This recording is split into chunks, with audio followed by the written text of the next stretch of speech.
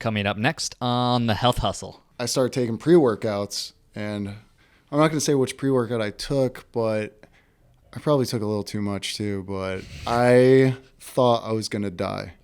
And it's funny because everyone I talk to has a pre-workout horror story.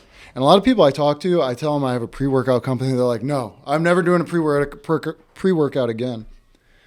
But I took this pre-workout. Heart started pounding. Thought I was going to have a heart attack. My throat started closing up. And I was like, I literally feel like I'm about to die. So I didn't know what to do. So I just walked out of the house I was living in and just like laid down in the yard. I was like, someone will find me here and save me. And then like 2 minutes later, I started feeling better. So I like awkwardly got up and went back inside. I don't know how your reaction was to go lay down versus call somebody, but to each their own. Yeah, I don't know what I was thinking either. But the that awkward getting up, like, yeah, I'm actually fine. I didn't die today. I'm actually fine. I hope no one saw this. I'm going to kind of slither back inside and hope no one saw. Hey folks, and welcome to the Health Hustle of Austin, Texas. On this show, we uncover the big ideas from your fellow health and fitness entrepreneurs in the Austin, Texas area about how they built their business and the lessons they learned along the way.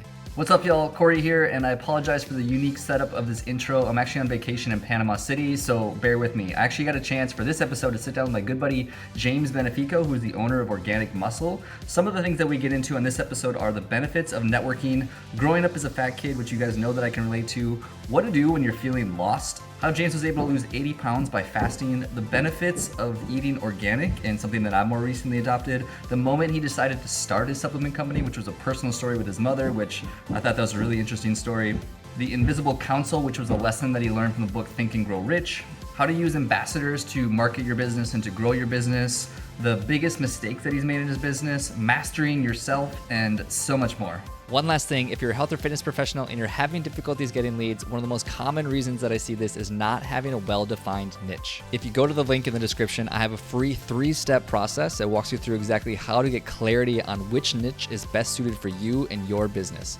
Without further ado, let's go. Why did you have a booth at a dating event? Well, it was at a supplement store. It was like kind of a health-related dating event. And they asked me to come, and I was like, I actually made a ton of sales at that event. I was like, this will be fun. Let me just go. And there's a few people who are like subscribers and everything now, so it was definitely worthwhile. And then got to mingle a little bit. Did you meet anybody? No. Okay. No. Well, no one romantic, but I made a lot of great connections. Yeah. That's cool. Way to mix it up. Yeah. Well, welcome to the show, man. How you been? How you doing? I'm doing well, man. Thanks for having me. Man, I'm super excited. You're actually an entrepreneur that I admire in a lot of ways. A lot because you have an emphasis on staying true and consistent to something for so long. You've literally been doing this since 2014. And honestly, just like wanting to have an actual high quality product versus just make a buck. And I admire that in a lot of ways. So thanks, man. I really appreciate that. And at the end of the day, it's just products I want to use. Yeah. So it's a little selfish, but yeah. I use most of the products on a daily basis. And if I'm ingesting something every day, I want it to be nutritious, healthy, clean, all that. So yeah. I think that's the most fun part about just business in general nowadays is like the people that are just leaning into scratching their own itch of like it's something that they want in this world, whether it's a product or a service, and then they go out and create it because they realize that like it's something they're going to be using anyways. I think that's the best way to do it. Yeah, and I think you kind of need that if you're going to go through all the trials and tribulations for 8-9 years like I have. If I didn't like the products or I didn't believe in it, I would have given up a long time ago. Something I like that you guys do too is, and I don't know if this is a recent thing, so correct me if I'm wrong, but you guys can get a bit quirky or kooky with some of your marketing or some of your content that you guys put out there. Yeah. Some of them are hilarious. Oh, thanks, man. Yeah, we like to have fun. Yeah. Well, in the fitness industry, there's a lot of amazing people in the fitness industry, but so many people take themselves so seriously, like they are, you know what I'm talking about, like just very like, how do you describe that? Just intense. Like Yeah. I am God's gift to humanity. Cool. I'm a badass. I'm super cool. Yeah. So we like to poke fun at that a little bit. We're just people and we're doing the best we can and we want to have a good time. So I think that be a is an little advantage. sarcastic. Yeah, I think that is an advantage in the fitness space because like it can get a little bit I'm cool with like the dark lighting and look at like how awesome I am and how shredded I am, which is fine. That's great. Yeah. But I think there's an opportunity because of that. Yeah, I agree with you. And it's like, look, you're not the first person to have abs before, but but it is an accomplishment to have abs. I will say that it takes a lot of dedication, a lot of consistency, and you should be proud of yourself, but we're still going to make fun of you. So let's pull back a little bit. So let's go back to the origin days of James. So you grew up in New York for a short stint and then eventually found yourself in Connecticut. Yes. Correct? Yep. Can you maybe just tell us a little bit about your upbringing in terms of Stamford, Connecticut? Sure. It was a great childhood. I have an amazing family. My parents are awesome. My sister's super cool. And I grew up in an Italian family and on the East Coast. We had our Belltown crew, which is like our neighborhood crew. And, you know, in high school, we'd smoke a lot of weed and eat sandwiches. And that combo put a lot of fat on my body. And it was almost embraced. Like, it was like, how much can you eat? Like, you're a real man if you could eat a lot of carbs. Pizza, pasta, sandwiches. We called them wedges. Was this your town or is this the fact that you're Italian? I think it's this East Coast Italian thing. I think New Jersey, New York, Connecticut, and I embraced it. My nickname was actually the Gavone, which means it's kind of like a slob who eats a lot. I was proud of it at the time, but in hindsight, it's super embarrassing. But anyways, I got rather hefty in high school. I was eating all the time. And I remember I used to get home from hanging out with my friends, drinking, and I would get home and I'd raid my fridge. And you know a French baguette? It's like a foot long. I would cut it in half, a foot long thing, and make a sandwich. It must have been like an 8,000 calorie sandwich. So that was the beginning of my fitness journey. So you like to eat is what you're telling me. Yeah, I do. Do you still I carry love that? food. I love food. Yeah. I love food, and I cook almost every night. Just my interpretation of nutrition and food has shifted, but my love is still there. I love cooking. I love seasonings. I love the smell of it. I just have a different paradigm about it. Yeah, actually, I think one of the very first times we spent time together, you cooked me a meal, and it had some sort of Parmesan something on there that was just amazing. I made Burundi and rice. Yeah. It was amazing, whatever it was. Sea bass, yeah. Yeah. Yeah, thanks, man. I cook every night. If you really want to control what you eat, if you go out to eat in restaurants, unfortunately, they're usually not using organic ingredients. They're using a bunch of seed oils. So, and it's kind of sucks because in Austin, there's so much good food. But if you're really particular about what you're ingesting, it's best to cook. You're familiar with Ziki, right? Ziki's great, yeah. And that trend is spreading. Yeah. Yeah, The no seed oils. Yeah, exactly. Yeah. I think they have like 4 or 5 locations now because there's somebody actually I just recently connected with in terms of partnering, whether through the podcast show or even the events that I've been running. Oh, nice. Is that they're very in line with all the people that I'm a part of anyway. So it just seems like it's a no-brainer to be connected with them. So, yeah. But anyways, okay. So a little bit of a chunky kid eating way too much food as you were growing up. Side note, do you fold your pizza in half when you eat it? That's a great question. I like variety, so sometimes I would, sometimes I wouldn't. That's just kind feel of like a cop-out. But I feel like it's a very debatable topic, like two fold or well, two you not know, fold your actually a pizza. great way to fold it is you don't fold it in half like this. You take the pointy end and fold it up like that, and then you get the mixture of crust and the cheesy part. Does that make sense? It does. I just literally had a conversation with a girl about this recently about to fold or not to fold. And yeah, it was a whole ordeal. And I was kind of on the side of not folding only because I want more bites in my pizza because I just want to spend more time eating the pizza. But obviously it changes the flavor as well. So Yeah. there's a lot to it. There is, and that's one. I could be picky about certain things. That one doesn't bother me. Although I do have one of my best friends is Australian. One of the first times we were hanging out, we got some pasta and we were eating, and he just whips out some packets of mayonnaise and just starts squirting mayonnaise all over his pasta. And I don't know why I'm still friends with him. It was I can't accept that. That is bad, man. Yeah, it's pretty rough. Yeah. I used to hang out with a kid that used to eat his carrots with mustard or ketchup? I can't remember. Either one. Either way, it was odd to me. Interesting. Yeah. But all right, back to you. So grew up kind of sounds like a little bit floundering as you were kind of growing up, like eating a lot of food, not really sure what you wanted to do. Eventually I was lost. Yeah, I think a lot of young kids are lost. You're trying to find your way. Yeah. We had a lot of fun, and I have amazing friends and amazing family. It's just part of the journey. If I didn't have that experience of being a chunky young man, Yeah. I wouldn't have a lot of the knowledge I have today. Yeah.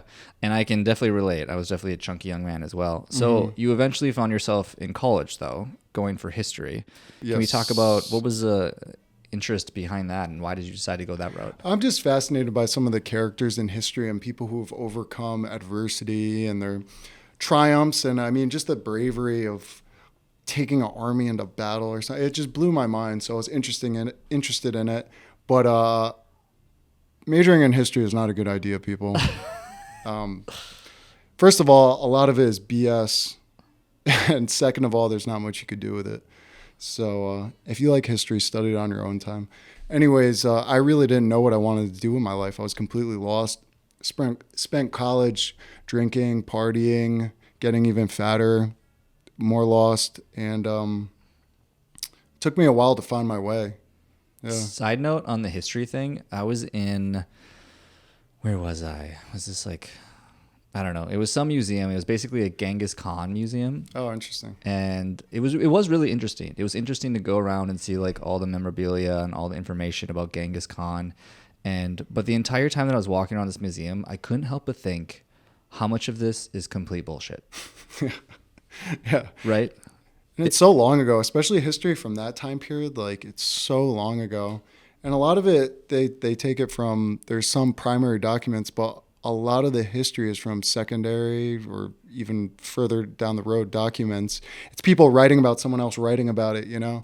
So a lot of it's BS. And then there's certain agendas that they might try and manipulate history to push a certain agenda. So you just don't know. You don't know. And anyone who talks about it like they know for certain. But what I will say is that there's certain things that don't add up. There's certain structures around the world that don't make sense from the conventional historical narrative. They're kind of unexplainable. So, Yeah, that's always been my dilemma with it just in general, is that if anyone's ever played the game Telephone, you can very quickly tell that when you tell one story to the next person, how jumbled it gets. yeah. To think that the correct information has somehow traveled tens, if oftentimes hundreds of thousands of years and it's accurate, it's like, there's no way. Yeah. Like, it just seems impossible to me. Yeah. Just knowing human nature. Yeah. It's not happening. Anyways, I digress. So how did you eventually find yourself into the fitness space then? So at this point, you were in college, eating way too much food, partying, drinking. Where did you go next? Well, there were a few events that were very transformative for my thinking and my outlook on life, and that gradually got me into the fitness industry. The first major one was my mom getting cancer, and she got very sick. She was doing radiation and chemo. It actually started as a not so bad, if there is such a thing, a not so, the prognosis wasn't as bad for her original type of cancer. She started getting chemo, and within like a month or two, it just escalated, and it became stage 4 large B-cell lymphoma. And I'll never forget being in the hospital with her. She has no hair, her eyebrows are gone, she's sickly, and we're sitting there, and the nurse comes in the room with her dinner for the night, and it's a hot dog and a soda. I'm like, are you kidding me? Now, I'm a fat kid at this time. It's not like I'm a nutritionist or a naturopath. I really don't know, but just intuitively, I'm like, this doesn't seem like a good idea for a sick person. So the doctor came in, and I was like, is there any way we could feed her something healthier? This doesn't seem like a healthy meal for a cancer patient. And he was super dismissive, and he was like, he literally laughed at me. He goes, it doesn't matter what they eat. And those words, I think of those words almost every day. It doesn't matter what they eat. Yikes. And that was a huge wake-up moment. When my mom was sick, I started learning a lot more about nutrition and the role nutrition plays in disease. And the interesting thing is that Western medicine is really amazing for certain things, but nutrition is barely taught to doctors. And, you know, a lot of these medical institutions actually have an incentive for keeping people sick. Right. Yeah. Keeping them in that system. As somebody who comes from the healthcare industry, I'm very blatantly aware of how broken the system is, which is totally why I got out of it. But thanks for sharing that. That's crazy. That's actually, it doesn't matter what she eats. Like, what? Yeah. By the way, this doctor, no offense, but he was one of the most unhealthy looking people. My mom, who had stage 4 cancer and they had given her 6 months to live, looked healthier than this guy. Sure. He, you know, very overweight, zits all over his face, whatever. But he clearly didn't understand nutrition at all. And this is at an Ivy League oncology department. Yeah. Supposedly one of the best, right? So, but on the flip side, my mom ended up surviving, and it was very miraculous. Not from the chemo or radiation. She ended up going to a different hospital when she had run out of options, and she did an exploratory stem cell transplant. Wow. And it was probably one of the hardest moments of my life, saying bye to her as she was going into that procedure, because it's like 50% you die during the procedure, and then it's like another 25% chance you die in the next couple months. What? Yeah, it is. It's really crazy. Do you know what a stem cell transplant is? They take the stem cells from a donor, and it basically, my mom's, all of her cells are now the cells of her donor, Jacob, the guy who essentially saved her life. But it's so risky because your immune system can attack the new cells, Right. and it can be like a civil war in your body. And it's called graft versus host disease. So my mom has had a lot of difficulties with that since her transplant, but I mean, it's a miracle. She's still with us, and she's doing very well, all things considered. That's crazy, man. So what did that start to look like for you in your own life then? So you had this kind of breaking moment where you realize nutrition is actually an important aspect of your life. Were there certain things that you started doing in your own personal life to kind of start taking care of yourself? Well, I started taking a hard look in the mirror about my own weight and my own condition. And it definitely started the process of me going to the gym more and taking health more serious. And I started changing the foods I was eating. There was another event that really kickstarted my weight loss as well. You know, my Australian friend who eats pasta with mayonnaise. Mm-hmm. Well, ironically, he was the one who told me that I was a fat ass. Can't make this up. And if anybody can see you and they're watching, not listening right now, you're a very fit, jacked fellow. So go on. Well, I was a fat ass at this time. Thank you, by the way. Yeah. So ironically, he told me that, and I got so mad. I was like, who the he eats this pasta with mayo? Who is he to tell me I'm a fat? But a couple nights later, I was looking in the mirror, and I was like, you know what? I am kind of fat, and I don't feel good. I'm low energy.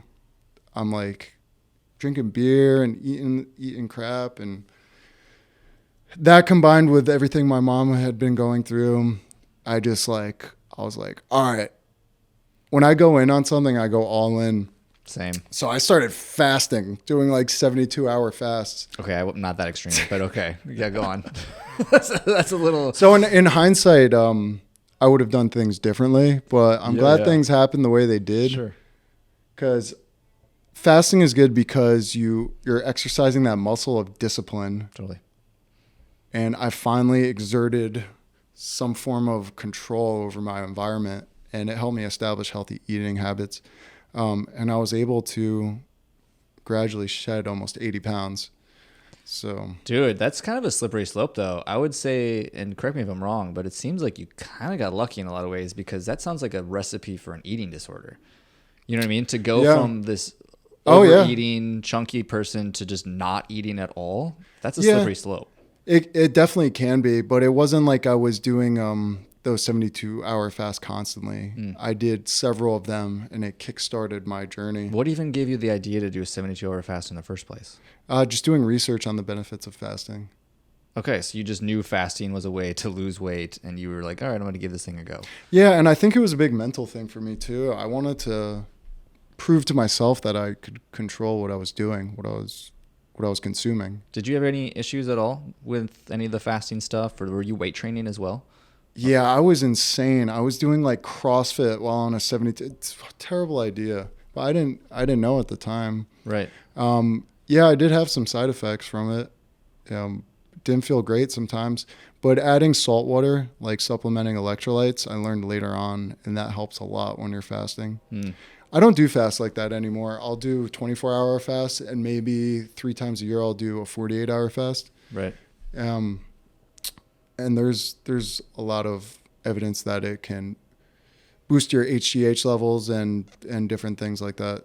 But it's just a good reset, I found. It's a good gut reset. I'm a huge proponent of it, and I want to just asterisk this real quick for people listening, because I also understand though that being a male is actually a big proponent of For that. sure, absolutely. Because doing it as a female, it's not as simple and it's not as easy, and there's a lot of hormonal issues. So 100%. I'm glad you pointed that out. Yeah. It's a different ballgame. Right. Because it's very trendy. It's something I do regularly. I get a lot of benefit from it, but there's certain people where it's like, you probably shouldn't do that. Like, that'll mess you up a little bit. So yeah, and my beliefs on nutrition have actually evolved quite a bit over the years. I still hold a lot of the same principles about consuming the highest quality organic foods that you possibly can.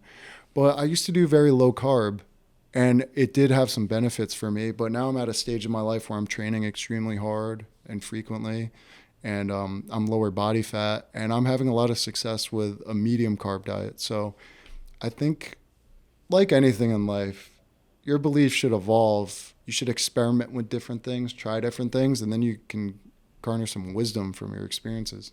Yeah, I can relate in a lot of ways. Mine has evolved too. I've done the keto, I've done the low carb stuff. I've found though, just purely from a performance standpoint, that I need carbs, man. Yeah. My energy goes to trash if I don't have carbohydrates in my diet. But yeah. I also look a little flat. Like when I'm eating carbs, my muscles are more full, and when I'm not, I'm leaner, but from an aesthetic viewpoint, it's not preferable for me. Probably within the last maybe 3 or 4 months now, maybe a little bit more than that, I've been pretty much on the primarily meat and fruit, occasional dairy, honey kind of diet right now. And I would say I'm probably in the best shape of my life, just purely from that diet. I noticed, dude, it's incredible. Meat and fruit is it works for a lot of people. And I do meat and fruit to a degree. I also will do some sweet potatoes and rice sometimes. Same. But I'm having an awesome time with it. I feel great. I used to get tired at night and wouldn't be able to like work. Now I'm like, yep, same, typing away. Same. Late night. If I was to measure my testosterone levels, I would have to guess they're a little bit higher than they were, purely from this diet, honestly. And even from the thing that you got me on, is that I wasn't necessarily that hardcore about organic. And then I think we went on a walk with Noli one of these days, or Noli one of these days, and it was one of like the pillars of things that you talk about, of like the main things that people can be doing that would just help with general overall health. I remember organic was a big piece of that. Yeah, it really does. And I have a friend named Craig. He's a power lifter, like pretty world class. Like he works with some of the best power lifters in the world. And his wife was trying to convince him to eat a cleaner diet. And he was like, that's BS. I'm trying to get strong, like trying to get big and strong. And finally she convinced him. So he said, all right, I'm going to keep all the same foods, the same macros. I'm just going to switch my meat to grass-fed and wild caught, and all my produce to organic. Lost an inch off his waist. All of his lifts went up like 10 or 15%. He had nonstop energy. And this guy was like the biggest doubter. And now he's like an apostle of the organic lifestyle, because he experimented, as we were saying. He tried it out and he did a compare and contrast. Yeah. I look better. I feel better. I'm stronger. I'm a living example of that. Literally after our conversation, I leaned into that, and I can tell you without question, I've noticed a difference. So it's definitely, I'm a big proponent of that as well. Awesome. So what about your personal story then in regards to eventually starting the supplement company? I mean, so you were overweight, you're starting to lose weight, you're doing the fasting thing, you're getting in shape, and I'm assuming you probably were taking some supplements at this point, right? Yeah. So part of that was hitting the gym, trying to get fit. So I started taking pre-workouts, and I'm not going to say which pre-workout I took, but I probably took a little too much too, but I thought I was going to die. And it's funny because everyone I talk to has a pre-workout horror story. And a lot of people I talk to, I tell them I have a pre-workout company. They're like, no, I'm never doing a pre-workout again. But I took this pre-workout, heart started pounding, thought I was going to have a heart attack. My throat started closing up. And I was like, I literally feel like I'm about to die. So I didn't know what to do. So I just walked out of the house I was living in and just like laid down in the yard. I was like, someone will find me here and save me. And then like 2 minutes later, I started feeling better. So I like awkwardly got up and went back inside. I don't know how your reaction was to go lay down versus call somebody, but to each their own. Yeah, I don't know what I was thinking either. But the that awkward getting up, like, yeah, I'm actually fine. I didn't die today. I'm actually fine. I hope no one saw this. I'm going to kind of slither back inside and hope no one saw. But anyways, that got the mental juices flowing. And I was talking to my dear friend Colin, who sadly passed away, about it. And he was like, man, look at the ingredients in there. It's a bunch of trash. And it really got my mind flowing. And I was like, what if there was a pre-workout that was actually nutritious and healthy, that gave you the energy, the stamina, the pump, but actually nourished your body, and it didn't make you jittery and have heart palpitations and all these side effects. And I just became obsessed with that idea. I was like, why has no one else done this? This was 8 years ago. No one else had done it yet. And people often ask me, who want to get into entrepreneurship and start a business, and they're trying to figure out which business idea to go with. I'm like, it's got to be one you become obsessed with. You can't sleep, because you have to become that obsessed to tear an idea apart and look at it from every different angle and actually see if it's viable. I literally couldn't sleep. I was thinking about it so much. And or maybe it was just because you had too much pre-workout from the other stuff. Yeah, I didn't think of that. That must have been. I was still jacked up. Still pumping through my veins. I can't go to sleep. I was tweaking, man. Man, you just changed my entire origin story. Oh my God, I never thought of that. Anyways, but that level of obsession is required, and that's why it's also important to create a product that you believe would benefit you as well. Something that you want to use. Yeah. What was the first iterations of something like this then? Because this is a world that I'm sure a lot of people have no idea about or even dabble into. What does that even mean to start a supplement company? What the hell did you do? Yeah, it was challenging because there had never been a certified organic pre-workout before. So I had to figure out not only how to make a pre-workout, but I had to figure out how to take this to the Department of Agriculture and get an organic certification, Yeah. So I was obsessed, and I started talking to different nutritionists and naturopaths and getting learning about what ingredients would work well, what would work synergistically with each other. And then I found an organic manufacturer, partnered with them, and we started formulating it and sourcing the ingredients. And then they had connections with the Department of Agriculture, and we were able to streamline that process and get our formula approved. And, one of the things with starting a supplement company too is it can take some time to get your formula right. I started 8 years ago. I would say only in the last 4 years. It's always been a good product, but every batch, we improve it. And it's difficult to make a bunch of organic herbs taste good, delicious. So you tweak the formula, you tweak the flavoring, and it's lots of trial and error, and eventually you have a great product. I'm sure your products are sourced from all over the world, but where do you actually produce and put all these ingredients together? Southern California. Okay. Yeah. And what's the reason for that? You just know a manufacturer out there? We've worked with the same manufacturer since we started. We have a great relationship, and they're in Southern Cali. What was the first product like? Like when you first decided to go to market, like what was the feedback that you got? What was the product even like? Did people like it? Like how are you getting the word out It about worked it? really well. It Okay. was really effective, and it did the job, and it didn't make people jittery and have heart palpitations, which was the main goal. But it kind of tasted like crap. So the challenge then became making this taste better. And we succeeded in that. It tastes pretty damn good right now. And were you figuring this out because you were just asking customers and you were giving free product? Were you doing like trial runs? Like how did you figure some of that stuff out? No, especially for certified organic products, you have to order a lot. Like if you're a non-organic product, there's some manufacturers you could start with 100 units, but we didn't have that luxury. So it was go big or go home. How did you get the capital to do this? From my dear friend John. He believed in the project, the idea, and he helped me finance it. And this is just a buddy of yours? Yeah, he's like my best friend. Okay. Yeah. So he was our angel investor that got the project off the ground. And my father also invested a bit. And there was several other small investors, but it was mainly my friend John. What were some of the major hiccups that you guys ran into from like initially getting the product to market? Well, our labels were terrible to start. So I didn't know what I was doing when I was 24, 25, a history major studying fake history. And, and I didn't know what I was doing. But it is the greatest education ever is starting a business because you figure things out. You either figure things out or you fail. Yeah. So I had to figure a lot of these things out. So, and then always a challenge is getting your product in front of a lot of people, marketing, traffic, all those things. So it was a process of figuring that out. One of our early successes was on Amazon.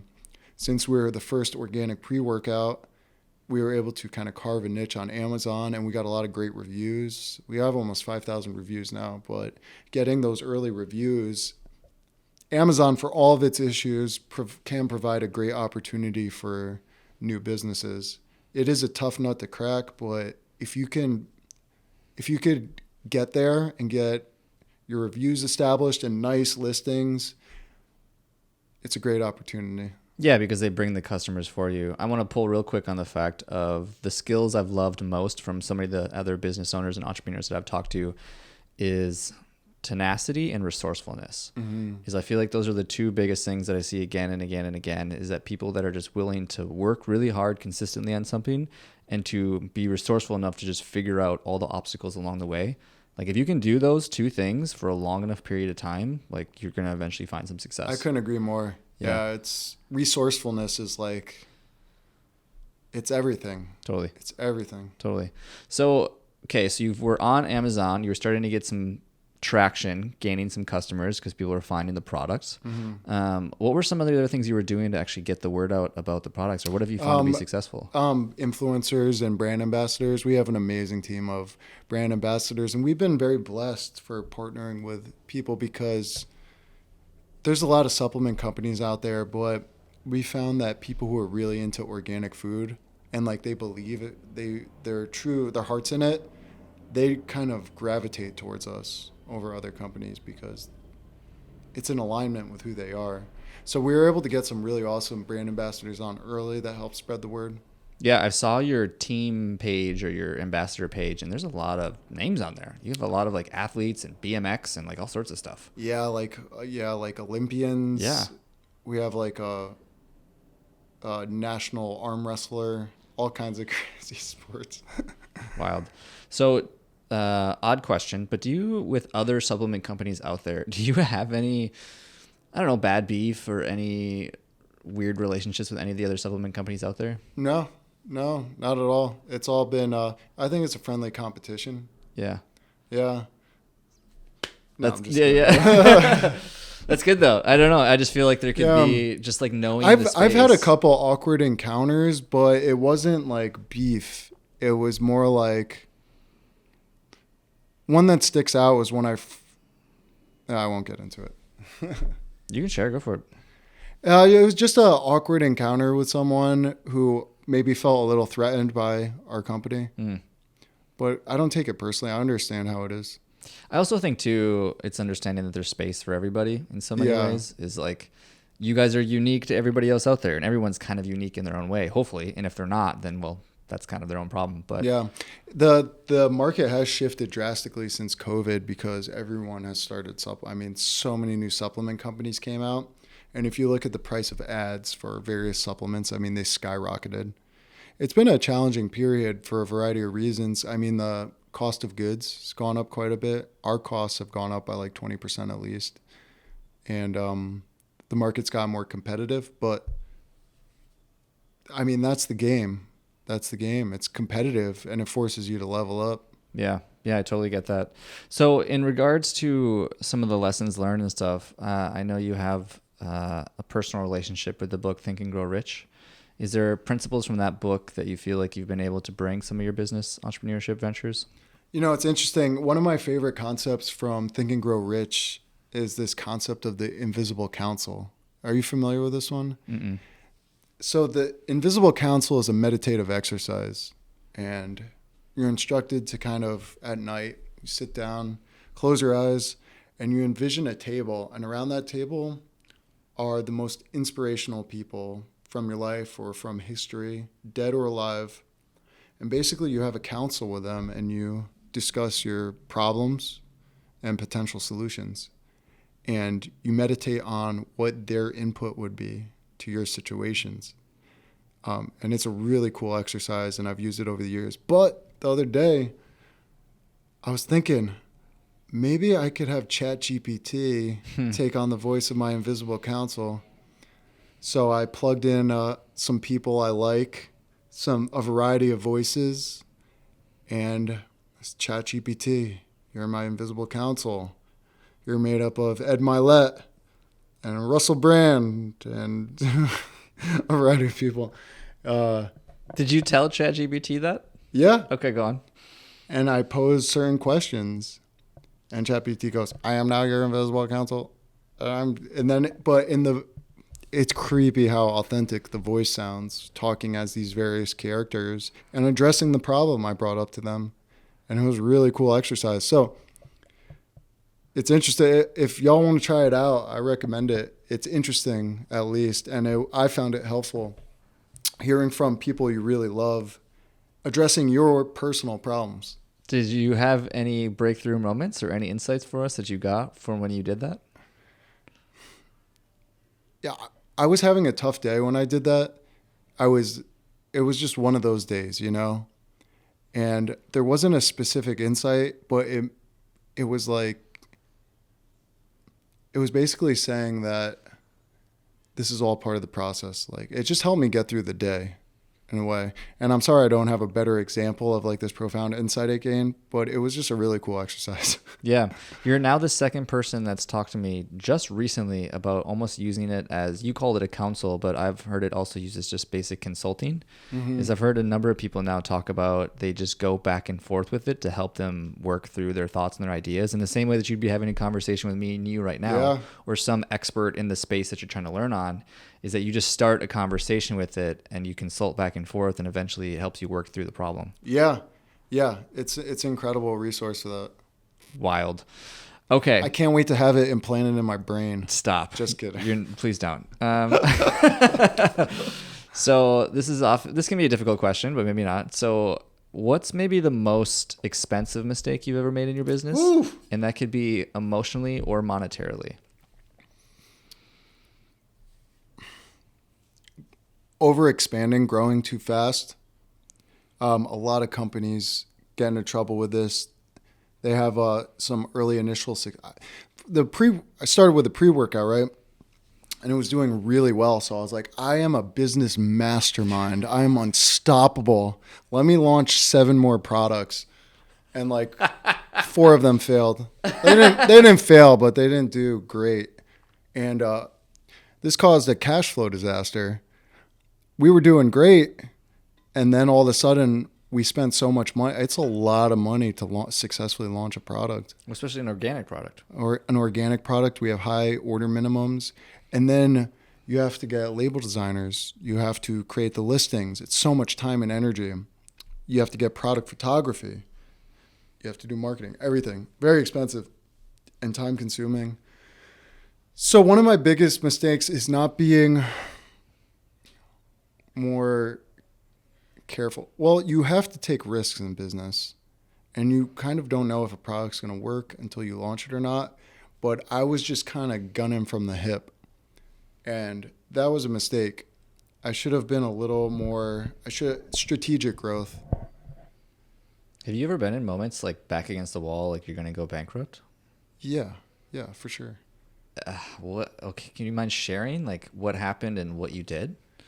Well, those moments can actually be some of the best moments for you because you learn what you're made of and you find your resourcefulness, right? But yeah, this business, you have to make massive expenditures for inventory, sometimes a couple $100,000 at a time. So your bank account can be looking pretty, and then you stock up on inventory for the year, and there's no more money. So that can be an ongoing cash flow challenge. But we were just able to raise the money and pay off the debt, and yeah, that was our solution to that one. What's a perfect scenario for you moving forward with Organic Muscle? Like what would be the situation where in your business you're like, okay, I feel good, things look great, like everything's flowing, going nicely. Like what does that look like for you? It looks like a wider audience. Luckily, the demographics are on our side because the trend for consumption of organic goods is just like skyrocketing and growing every year. So my goal is to make it one of the largest supplement companies in the country. And you're the sole owner of this business? John and myself. Okay. And that's the investor that helps out? Yeah. Okay. I hope so, man. I mean, it feels like a bit of a niche product, right? Like an organic supplement product with all clean ingredients. I got to imagine that, yeah, there's got to be continued opportunity for growth for you guys for moving forward. Yeah, there absolutely is. Yeah. And we have something in the pipeline that I think could potentially be our biggest product ever. Because of what the product is and just like what the market wants? Yeah. Okay. I'm assuming you can't share? Not right now. Okay. But soon enough. Teaser Yes. for the crowd. So I have a round of rapid fire questions for you. It's the first All thing right. that comes to mind. What's your best business advice? It sounds cliche, but don't give up. Entrepreneur is filled with challenges and failures, and you have to develop tough skin, and you have to learn to take them on the chin. And I mean, you really learn what you're made of, and I've grown into a much stronger person through this process of being repeatedly punched in the chin and kicked in the balls. But you can't give up. We were talking about before, there's often gold right on the other side of a failure. So just push through. Totally. Ray Dalio calls it another one of those. You just keep spiraling upwards every time it happens. Yeah. Totally. What's your best marketing advice? Best marketing advice. Own your voice. Like, find your niche and speak to those people authentically. Organic supplement people. What's your favorite part about entrepreneurship? Controlling my destiny. When are you the most productive? Early in the morning, How early? 5:30. Oof, that's pretty early. Who is your inspiration? I've got a few. I look up to Ed Milet a lot. I like him. My mom's a huge inspiration to me. Just watching her battle through cancer and come out the other side. Really, it's people who have overcome challenges. Totally. Ed Milet has a podcast show. You probably knew that though. Yeah. Who is your, or excuse me, tell me one secret or something most people don't know about you. You want an embarrassing story? Please. Okay. I used to date this girl, and I took her to see Theo Vaughn, who was my favorite comedian. And we went to the show, and we ended up partying with Theo after the show. Long story short, Theo ended up with her. What? Theo stole my girl. No. Bummer. I was like, damn, Theo. Did you just meet this girl? Was she a new first date? We were actually friends for a while, and we had like started dating. It wasn't serious, but Sorry to hear that, man. I couldn't even listen to his podcast anymore. No, I bet. No. I forgive you, Theo. It's all good. But it was great. She came over so I don't even know if I should tell a story. Go for it.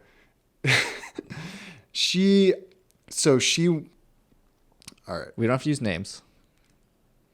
So I went home with her that night. And then she came over a couple nights later, and I'm playing Theo Vaughn clips on the TV. And she starts crying. I'm like, darling, why are you crying? She goes, I got to tell you something. The night after we all hung out, I hung out with Theo one-on-one. And it got intimate. I was like, are you kidding me? Oh, man. Thank you for He's a charismatic dude. I understand. This is when I was fat. Is he though? I don't know, man. He's a funny dude. He's funny. Charismatic though? I don't know, man.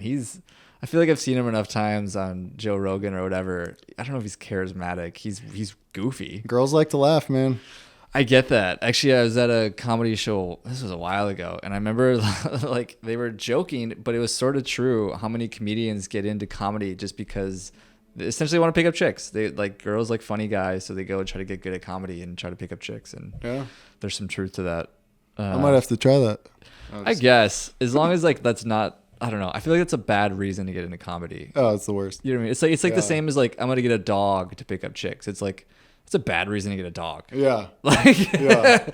So I don't know. I don't know. Human evolution has been driven by a lot of guys seeking greatness so they can get more women or get a woman. Yeah. That's true, man. I mean, it is a huge motivator. I mean, I guess at our most primitive level, reproduction is one of the primary motivators for a lot of the actions humans take. Yeah, subconsciously or consciously. Yeah, probably most, because like, man, if you want to get deep with it, at our most base level, it's all rooted in fear. But the fear is like fear of death or fear of like not finding somebody or fear of like not passing on your DNA. Yeah. So like, yeah, in a lot of ways it is reproductive and not wanting to die. Yeah. Yeah. I mean, at our most base human level, it's like, I don't want to die and I want to pass on my DNA. Yeah. Yeah. At our base level. Yeah. Anyways, we could go down a whole rabbit hole with that one. What would you change about yourself? I wish I had the ability to focus for longer periods of time. Like focus on tasks for hours on end without distraction. And it's something I'm working on with technology and social media. I actually figured out my biggest pet peeve in the world is getting distracted when I'm trying to focus. And we live in a world filled with distractions. So I'm trying to navigate that. What have you found works for you? Freaking putting my phone in a different room. Throwing it on the roof? Yeah. Yeah, I feel like phone off and as far away from me as humanly possible is mandatory. It's mandatory. Yeah. Yeah. Because left to our own devices, you can't stop touching that damn thing. Yeah. I agree. What's one app or resource that you're using right now?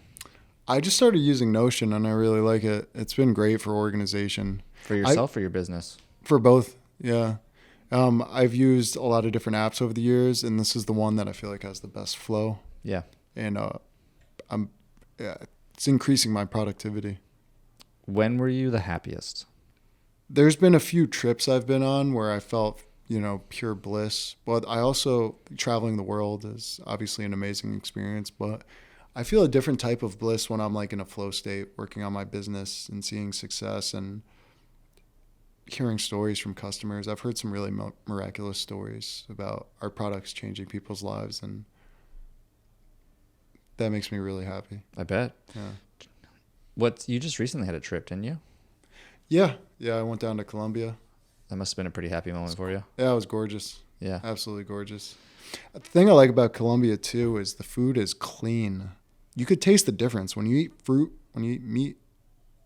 down in South America, it is like you could tell it's grown without the crap that we use in the United States. Really?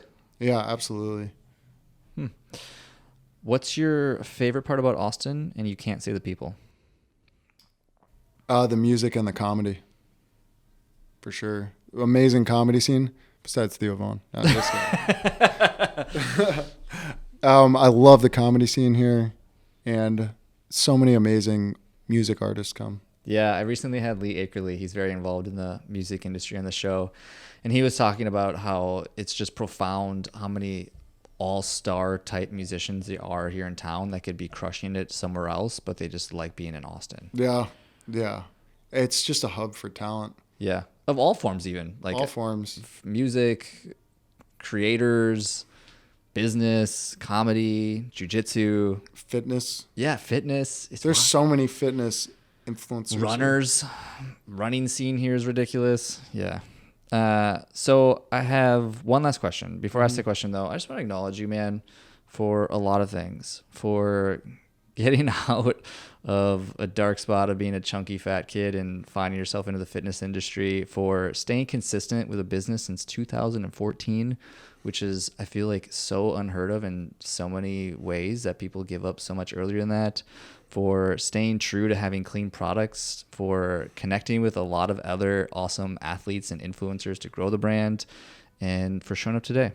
Thank you, brother. I really appreciate you too as a friend, and I appreciate what you're doing with this podcast, and the health and fitness entrepreneur meetups are so awesome. Yeah, you're a good man. Thanks, man. Likewise, I feel the same way.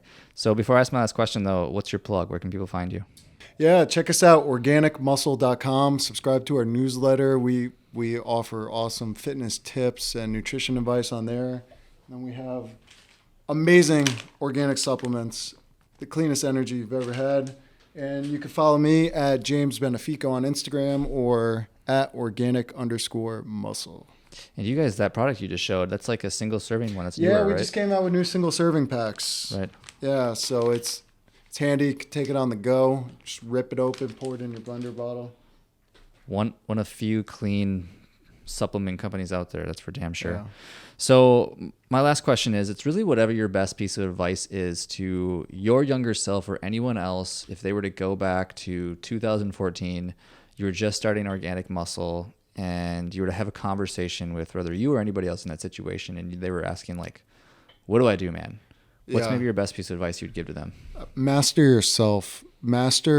Become masterful in certain aspects of your life. Fitness, go all in. Marketing, studying marketing, go all in. And relationships, build relationships. Fitness, relationships, and marketing. I feel like you just rounded up my life in a nutshell. That's it, yeah. Literally. So thank you. Cool, man. Thanks for being on the show. I appreciate it. She got that tattooed on you. Not happening. Thank you, Corey. For sure. Hey friend, thanks for listening to the show, and if you have any feedback for me about the show or any other guests that you'd want to see in the show, definitely shoot me a message. I love engaging with my audience and figuring out how I can provide the best value possible to the people listening to this show. Before you go, I only have one ask of you, and that would be to check out my 3 Tips Tuesday newsletter. It's 3 marketing tips every Tuesday specifically for the health and fitness entrepreneur to help them attract new leads. If you press the link in the description, it'll take you directly to the archive of all my previous newsletters, and you can decide for yourself if it's something for you. If you end up finding it helpful, you can just sign up for the newsletter and you'll get it in your inbox every Tuesday. Thanks again, and keep hustling, my friends.